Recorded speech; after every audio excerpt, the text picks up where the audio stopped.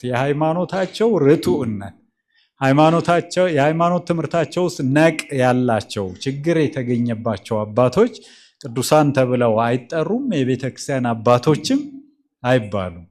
ልብ ብላችሁ ከሆነ ብዙ ጊዜ መጽሐፍ ጻፊዎች፣ ተናጋሪዎች፣ ሊቃውንተ ቤተ ክርስቲያን በትምህርታቸው ሊቁ ገሌ ሚሏቸውና ቅዱስ ገሌ ሚሏቸው ይለያያሉ። ልብ ብላችኋል?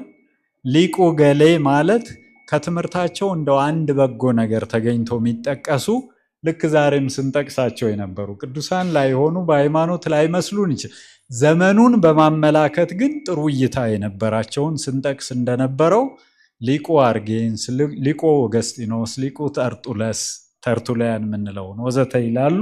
ቅዱስ ባስልዮስ ዘቂሳርያ፣ ቅዱስ አትናቴዎስ ዘእስክንድርያ ወዘተ ደግሞ እያለ የሃይማኖት ርቱዕነት ከሕይወት ቅድስና ጋር የተስማማላቸውን ሶስተኛ ኤክሌሲያስቲካል አፕሩቫል ይላል። የቤተ ክርስቲያን እውቅና ወይም ማረጋገጫ ያላቸው የሕይወት ቅድስና ምለው እኔ ደስ እንዳለኝ ሳይሆን ከማን ነው? ከቤተ ክርስቲያን ቅዱሳን ያለቻቸውን እኔ እምላለሁ እናንተም ትላላችሁና የቤተ ክርስቲያን ማረጋገጫ ይላል። አራተኛ ጥንታዊነት ይላል።